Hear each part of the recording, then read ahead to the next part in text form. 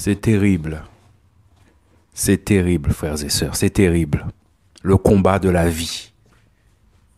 Le combat de la vie. Le Seigneur a décidé de créer l'humanité, créer l'homme. Il a décidé que dès le départ, de mettre les épreuves devant l'homme. Et c'est ainsi, mes frères et sœurs, que dès la conception, on a des épreuves. D'ailleurs, si tu es là, c'est parce que tu as vaincu. Parce que tu n'étais pas le seul à se diriger vers l'ovule. Tu vois, mon frère, ma sœur, tu n'étais pas seul, qui que tu sois d'ailleurs. Et le Seigneur met des épreuves devant nous ainsi. À chaque étape de la vie, nous avons des épreuves. Vous voyez? Avant de connaître le Seigneur, oui, le Seigneur te connaissait déjà. Tu avais déjà des épreuves devant toi. On a l'impression que l'ennemi connaît ton chemin, comme s'il y avait une lumière qui brille sur toi. Mais lui, c'est les ténèbres. Vous voyez? Lui, il est la lumière. Donc, il fait tout pour t'empêcher d'atteindre ton but. Vous voyez? Il fait tout. Tu vis avec une femme, tu es dans le péché, certes, mais l'ennemi sait que le temps est proche. Alors, il essaie de te détruire.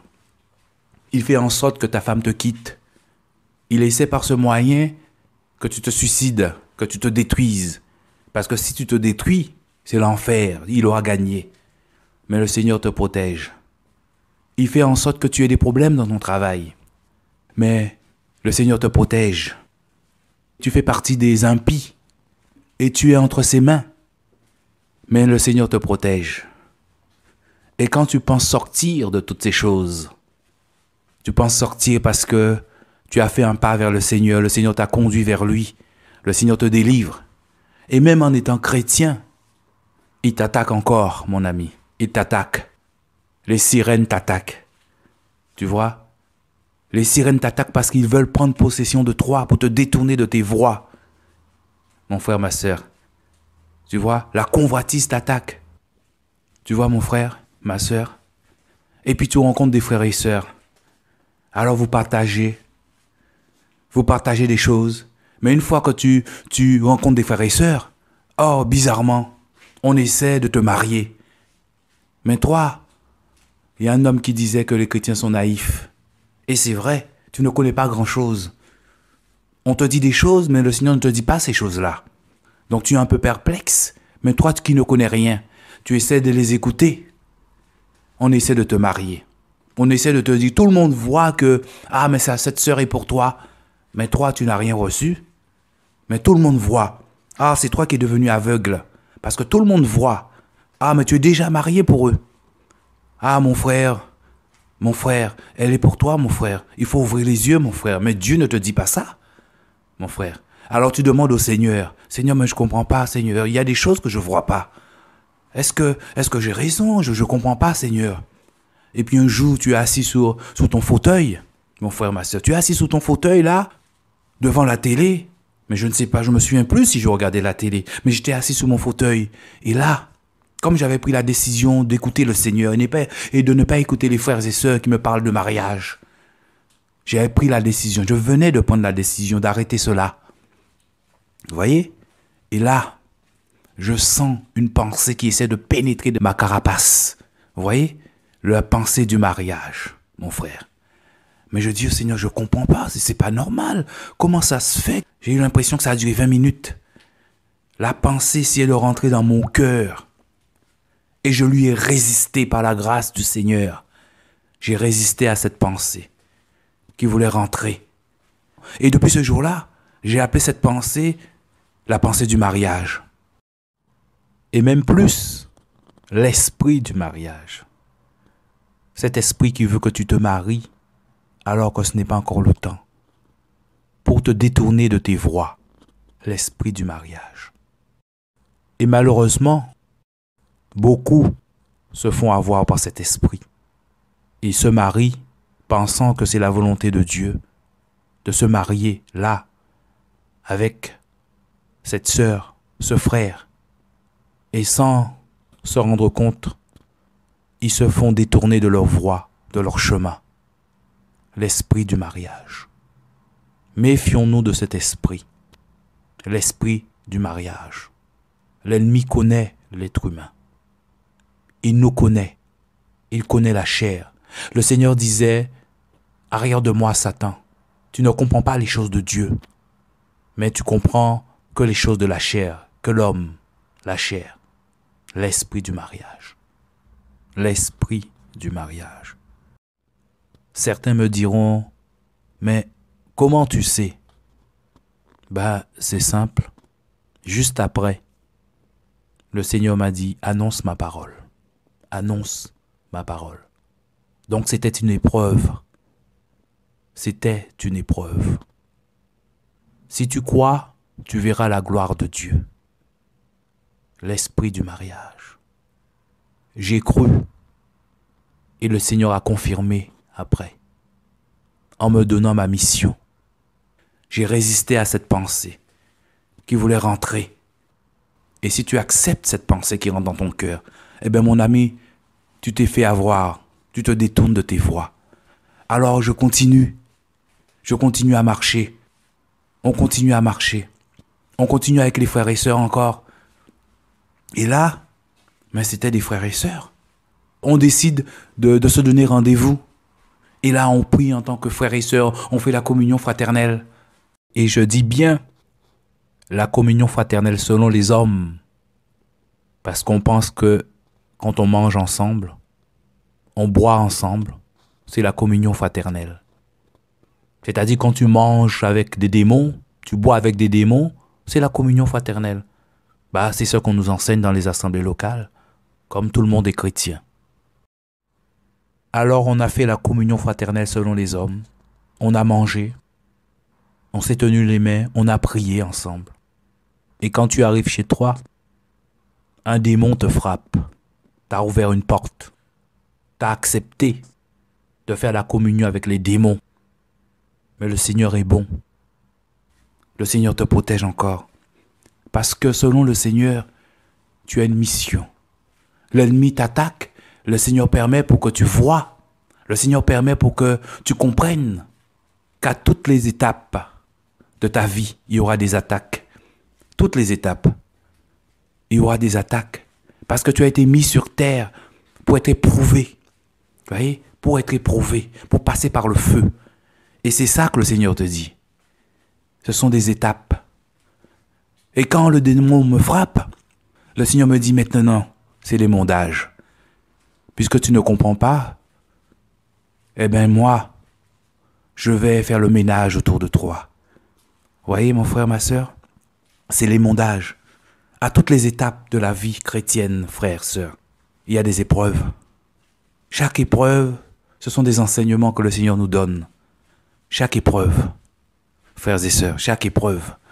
Et là, c'est les mondages. Tu te sens seul, tu es dans le désert, et le Seigneur t'enseigne. Le Seigneur t'enseigne tellement de choses, tellement de choses. Tu lis la parole, il te fait grâce de lire la parole, de comprendre, et tu te dis, mais c'est bizarre que tout le monde agit de la même façon. On a l'impression que tous les chrétiens sortent du même moule. On a l'impression que tout le monde est chrétien. On a l'impression qu'ils se ressemblent tous. Tous sont sortis d'une assemblée locale. Tous essaient de ressembler à celui qui parle. Tous.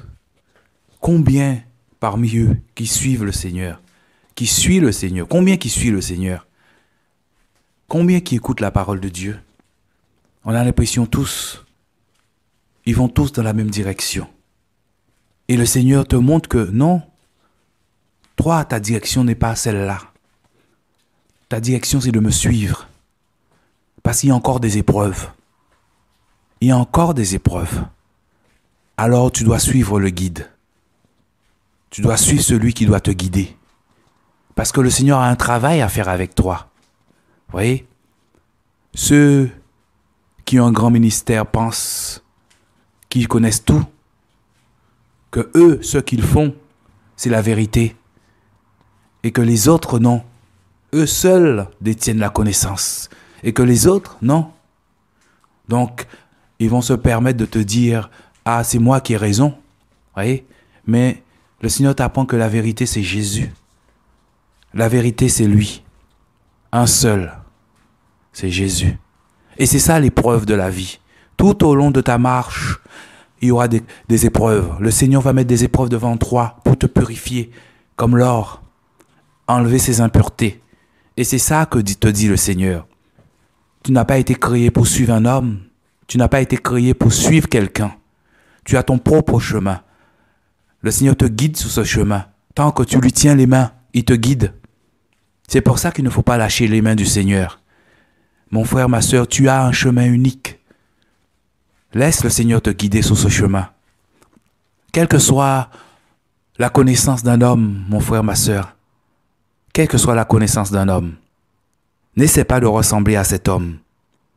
Essaie de ressembler à Jésus. Reste avec Jésus dans le secret.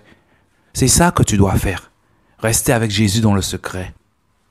Malheureusement, beaucoup suivent. On suit. On ne sait pas où vont les autres, mais on les suit. Mon frère, tu dois être unique, parce que tu es unique. Si tu commences à suivre les autres, c'est qu'il y a un problème. Ne suis pas les autres. Tu ne sais pas où est-ce qu'ils vont. C'est une impression que tu as qu'ils vont au ciel, qu'ils vont au paradis. Mais tu n'en sais rien. Tu ne connais pas la vie des gens. Vous voyez, on entend beaucoup aujourd'hui que certains qu'on croyait indestructibles, ce sont des impies.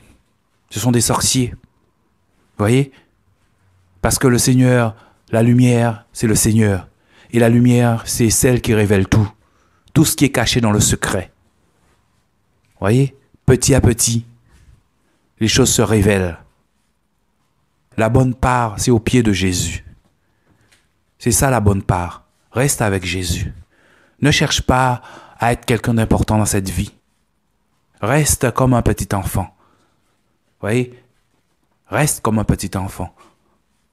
Refuse de suivre les autres. Reste dans le secret avec le Seigneur, mon frère, ma sœur. Vous voyez, il y a des épreuves qui viennent encore.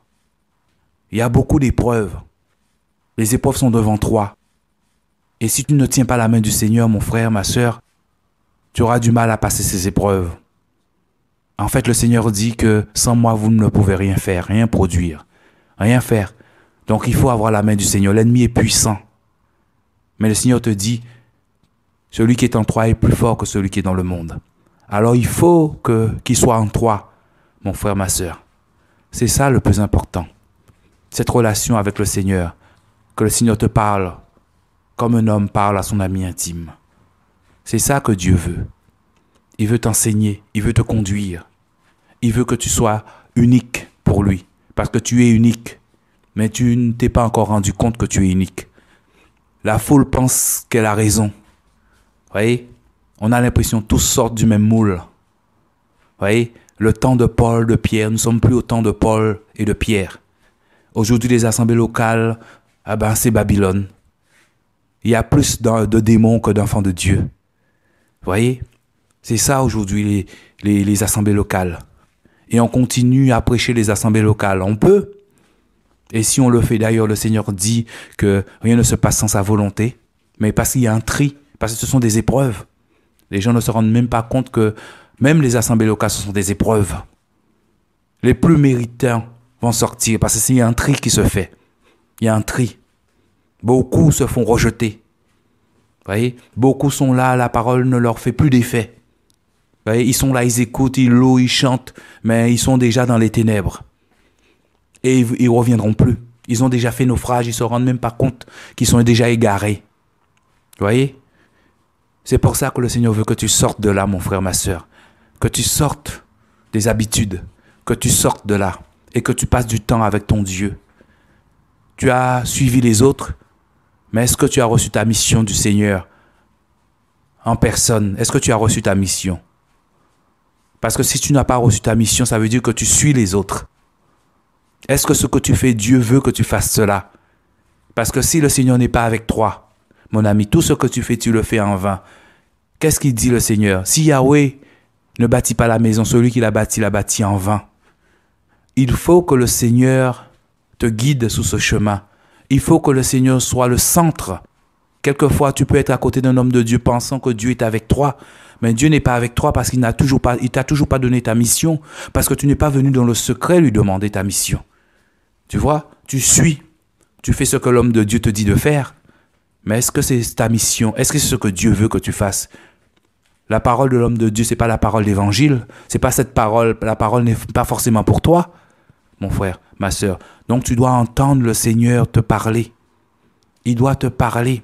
Dieu doit te dire ce que tu dois faire. Ta mission en personne. Ta vision. Le chemin sur lequel tu dois marcher. Le Seigneur doit te conduire sur ce chemin. Il ne va pas te conduire avec les autres, mon frère, ma sœur. Alors, c'est pour ça que le Seigneur met des épreuves devant nous. Il regarde ton cœur, il te montre ton cœur. Des fois, tu ne vois pas. À chaque pas, il y a des épreuves. Tout au long de la vie, il y a des épreuves. Et après, quand tu reviens sur le passé, tu te dis, ah Seigneur, tu m'as protégé. Parce qu'il est toujours là pour te protéger.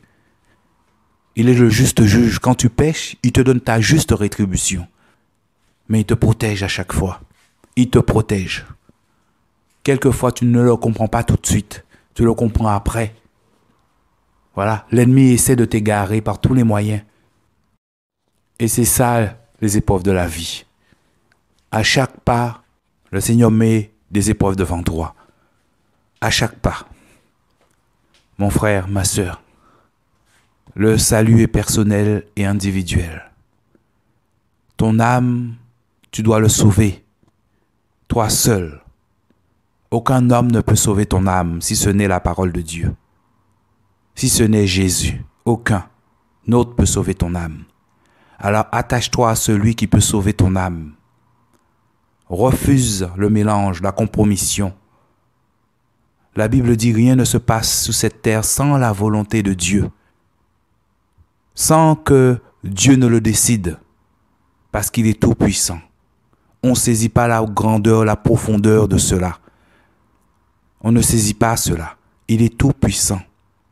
Il est dit dans Deutéronome que Dieu a choisi un peuple, Israël, et il a donné aux autres nations d'adorer les idoles, d'adorer le soleil, la lune, l'armée des cieux.